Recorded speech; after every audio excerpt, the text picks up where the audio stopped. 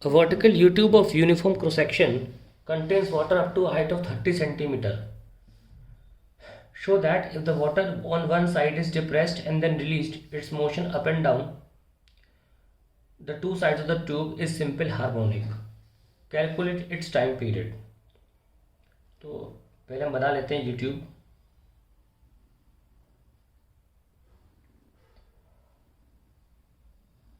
और हमें बोला गया है कि उसके ट्यूब्स में पानी 30 सेंटीमीटर तक भरा हुआ है.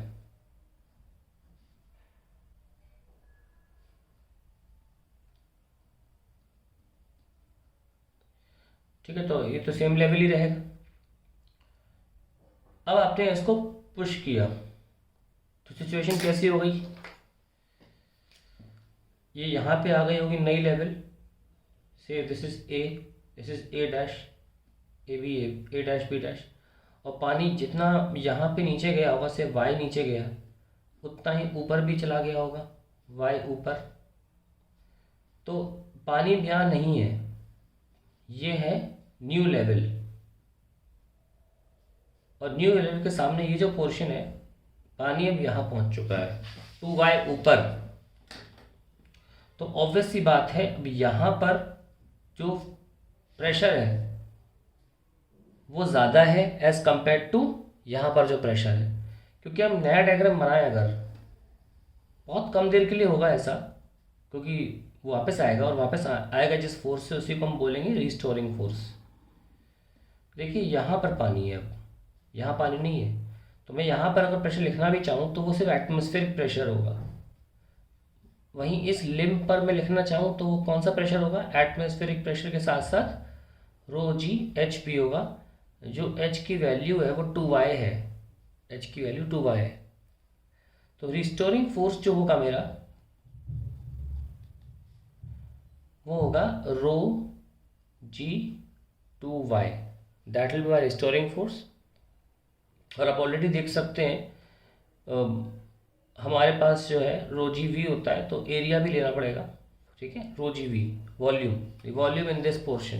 If I am taking the cross sectional area of this tube to be A. So this is the restoring force, and this restoring force is acting on the entire liquid. So I can use MA, rho 2 rho g y A.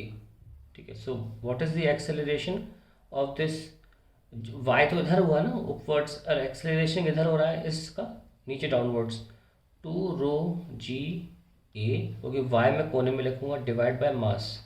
तो ये जो मास है ये पूरे liquid का है. ठीक है, ये पूरे लिक्विड का मास लेना है हमको.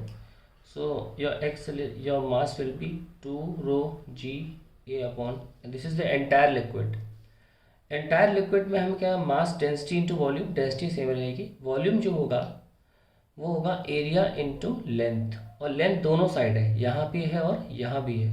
तो आई विल टेक 2L. सो हम कुछ कैंसिल कर सकते हैं, 2 से 2 कैंसिल, एरिया से एरिया कैंसिल, रो से रो कैंसिल. सो हमारा एक्सेलरेशन आ जाएगा रो बाय एल, और कुछ बच ही नहीं रहा है. तो ये हमारा एक्सेलरेशन आ गया, और हमने गलती से जी काट दिया है, जी एक्चुअली जी बाय एल. हाँ, रो से रो कैंसिल, जी बच रहा है. सो जी बाय एल आंसर आएगा एक्सेलरेशन में, और वाई यहाँ पे लिखा हुआ है. तो ओमेगा की वैल्यू क्या होगी, root g by l. So time period will be 2 pi root l by g, वही जो पेंडुलम के लिए आता है. अब जो डेटा दे रखा है उसके आप से हम आंसर निकाल सकते हैं. हमें 30 सेंटीमीटर दे रखा है, तो ठीक है आंसर निकाल लेते हैं 30 सेंटीमीटर के हिसाब से. 6.28, 0.3 डिवाइड बाई 10. तो 6.28 इंटू 0.03, दैट विल बी 1.732 10 की पावर -1.